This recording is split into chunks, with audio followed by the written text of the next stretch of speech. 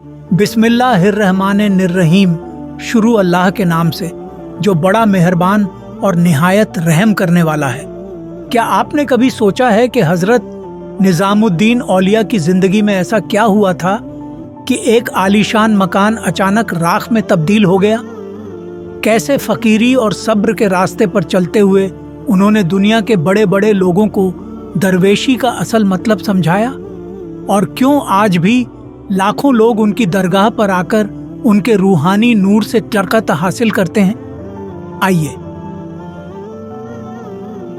जानते हैं हजरत निजामुद्दीन औलिया की जिंदगी के उस अनमोल वाक़े को जिसने हमें इंसानियत, मोहब्बत और अल्लाह की रजा का सच्चा पैगाम दिया। अस्सलामु अलैकुम दोस्तों, आप सभी का हमारे नोटबुक लाइफ यूट्यूब चैनल में तहे दिल से खुश आमदीद हैं। दोस्तों, वीडियो पसंद आ रहा है और आप इस चैनल पर नए हैं तो चैनल को सब्सक्राइब और लाइक करना न भूलें और इसे अपने दोस्तों में शेयर जरूर करें। हजरत निजामुद्दीन औलिया रहमतुल्लाह अलैह की जिंदगी में कई ऐसे वाक़यात हैं जो उनकी फ़कीरी, इंसानियत और रूहानी ताकत का बेहतरीन नमूना है। उनकी हर एक बात, हर एक अमल में अल्लाह की रजा और मोहब्बत साफ नजर आती थी। लेकिन इस दुनिया में हर इंसान में न वो मोहब्बत होती है और न वो अदब जो एक सच्चे वली की पहचान है। हजरत की जिंदगी में एक ऐसा वाक़या हुआ जो उनकी दरवेशी और इखलास का इम्तिहान था और साथ ही हमें यह सिखाता है कि इस दुनिया में रहम और इंसाफ की उम्मीद हर किसी से नहीं की जा सकती। ये उस वक्त की बात है जब हजरत निजामुद्दीन औलिया रहमतुल्लाह अलैह दिल्ली तशरीफ ला चुके थे। दिल्ली की एक सराय में ठहरने के बाद हजरत को अमीर खुसरो रहमतुल्लाह अलैह के नाना रावत अर्श का मकान मिला जो उस वक्त खाली पड़ा था। हजरत ने उस मकान में क़याम फरमाया और वहाँ अपने मुरीदों और अकीदतमंदों के साथ रहने लगे। ये मकान अपनी शान और शौकत के एतबार से एक आलीशान हवेली थी जिसमें 3 मंजिलें थीं। पहली मंजिल पर सैयद मोहम्मद किरमानी रहमतुल्लाह अलैह अपने ख़ानदान के साथ रहते थे जो हज़रत बाबा फरीदगंज ए शकर रहमतुल्लाह अलैह की शोहरत सुनकर उनके मुरीद बने थे। दूसरी मंजिल पर खुद हज़रत निज़ामुद्दीन औलिया का क़याम था और तीसरी मंजिल पर उनके मुरीद और अकीदतमंद रहते थे और वहीं खाना पकता था। कई दिन इस मकान में गुजर गए और हजरत अपने मुरीदों के साथ यहाँ रह रहे थे। मगर एक दिन रावत अर्श के बेटे अपनी जागीरों से वापस आए और उन्होंने हजरत से मकान खाली करने की मांग की। ये लोग हजरत की फ़कीरी और दरवेशी से नावाकिफ़ थे और दुनिया के इक़्तिदार और दौलत के नशे में चूर थे। हजरत ने उनसे बेहद नरमी और अदब से मोहलत मांगी। उन्होंने कहा, जब तक मुझे कोई दूसरी जगह नहीं मिलती मुझे यहाँ रहने दो, मैं जल्द ही कोई और इंतज़ाम कर लूँगा। लेकिन रावत अर्श के बेटों के दिल में न मोहब्बत थी और न इंसाफ का कोई जज्बा। उनकी नज़र में हजरत की ये दरवेशी महज एक बहाना थी। उन्होंने हजरत की विनम्रता और सादगी को न समझते हुए हुकूमत के कारिंदों को बुला लिया। सरकारी कारिंदे मकान खाली कराने के लिए आ गए, जैसे किसी बागी या गुनहगार से मकान छुड़वाने आए हों। हजरत ने एक बार फिर विनती की मगर कोई सुनवाई न हुई। आखिरकार हजरत को मकान छोड़ना पड़ा। हजरत निजामुद्दीन औलिया रहमतुल्लाह अलैह अपने मुरीदों के साथ किताबों को उठाकर मकान से बाहर निकल आए। उन फकीरों का ये काफिला बेबसी और गम के आलम में था, लेकिन फिर भी अल्लाह की रजा पर पूरा यकीन था। वो लोग कुछ दूर तक चलते रहे जब तक कि हजरत की नज़र एक मस्जिद पर पड़ी जिसे छप्पर वाली मस्जिद कहा जाता था। हजरत ने अपने मुरीदों से कहा, यह अल्लाह का घर है, इस पर कोई इंसान मिल्कियत का दावा नहीं करेगा, किताबें यहाँ रख दो। उस रात हजरत और उनके मुरीदों ने मस्जिद में ठहरने का फैसला किया। मस्जिद के सादा छप्पर के नीचे वो लोग अल्लाह का शुक्र अदा करते हुए ठहर गए। लेकिन मोहल्ले के कुछ बुजुर्गों ने रावत अर्श के बेटों से कहा, तुम्हारे साथ इन दरवेशों का यह सुलूक सही नहीं था। इन लोगों के कदम से बरकत थी और अब तुमने उस बरकत को दूर कर दिया है। मगर रावत अर्श के बेटे अपने इक्तदार और दौलत के नशे में थे। उन्होंने दरवेशों की मोहब्बत और रूहानी ताकत को मामूली समझा और दुनिया की नज़र से उन्हें तुच्छ समझा। उन्होंने कहा, हम जानते हैं कि ये दरवेश क्या हैं, ये भी दुनिया कमाने का एक तरीका है। लेकिन उसी रात एक अजीब और दर्दनाक वाकया हुआ। रावत अर्श के उस आलीशान मकान में अचानक आग लग गई। तीनों मंजिलें जलकर राख हो गई।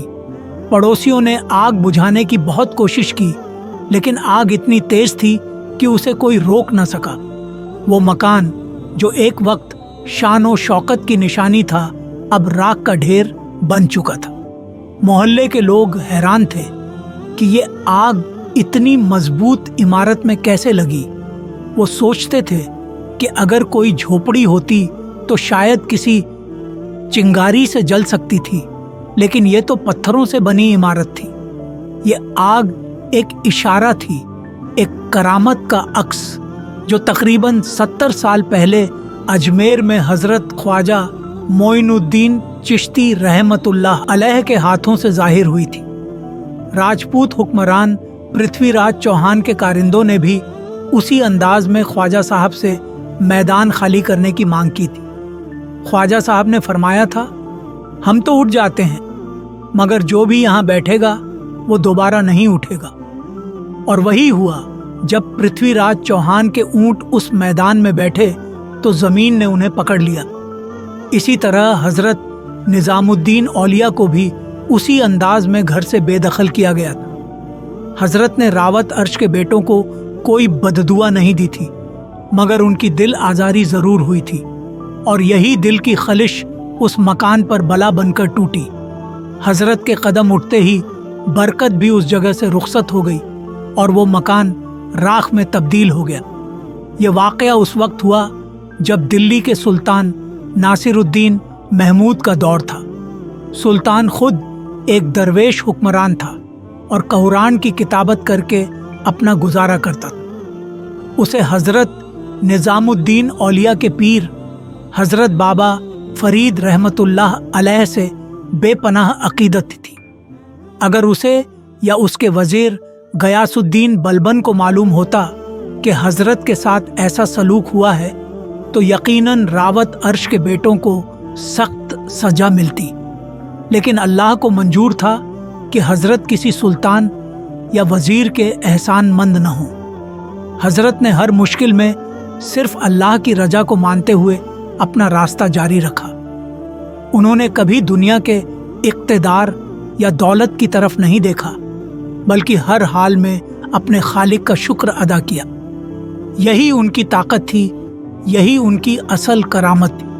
दोस्तों, वीडियो पसंद आ रहा है और आप इस चैनल पर नए हैं तो चैनल को सब्सक्राइब और लाइक करना न भूलें और इसे अपने दोस्तों में शेयर ज़रूर करें। हज़रत निज़ामुद्दीन औलिया रहमतुल्लाह अलैह की ज़िंदगी का यह वाक़या उनके सब्र, इखलास और अल्लाह पर यकीन का बेहतरीन नमूना था। जब दुनिया के लोग उनके साथ जुल्म और नाइंसाफ़ी करते तो वह अल्लाह के फ़ैसले को अपनी तकदीर मानकर खुशी खुशी उसे कबूल कर लेते थे। उनकी फ़कीरी का असल मतलब यही था कि किसी भी हालात में इंसान अपने रब पर भरोसा रखे और दुनिया की परेशानियों से दिल छोटा न करे। जब हज़रत ने रावत अर्श के बेटों का मकान छोड़ दिया और अपने मुरीदों के साथ छप्पर वाली मस्जिद में ठहर गए तो वो दुनिया वालों के लिए एक सबक था। हज़रत का मकसद कभी भी किसी से बदला लेना या बुरा चाहना नहीं था।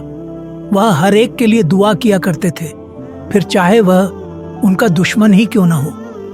यही वजह थी कि जब रावत अर्श के मकान में आग लगी तो हज़रत ने कोई खुशी महसूस नहीं की। उनके दिल में किसी के लिए बुराई की जगह नहीं थी। इस वाक़े के बाद भी हज़रत की फ़कीरी और दरवेशी का सफ़र जारी रहा। दिल्ली में उस वक्त कई बड़े लोग और सुल्तान उनके मुरीद बन चुके थे, लेकिन हजरत ने कभी भी किसी शहंशाह या इक्तदार वाले इंसान से मदद नहीं ली। वह हमेशा से इस बात पर जोर देते थे कि जो भी मिलेगा वह अल्लाह से मिलेगा, न कि किसी इंसान से। इसी वजह से वह कभी किसी सुल्तान या अमीर के एहसानमंद नहीं हुए। हजरत निजामुद्दीन औलिया का मकान छोड़ने का यह वाकया सिर्फ एक मकान की बेदखली का मामला नहीं था, बल्कि यह उनकी पूरी जिंदगी का एक प्रतीक था। उन्होंने कभी भी दुनिया के माल और दौलत की परवाह नहीं की। उनकी मोहब्बत सिर्फ अल्लाह से थी और उनकी खिदमत इंसानियत के लिए थी। चाहे उनके पास एक आलीशान मकान हो या मस्जिद का एक छोटा सा कोना, उनके दिल में हमेशा अल्लाह का शुक्र और मोहब्बत ही रही।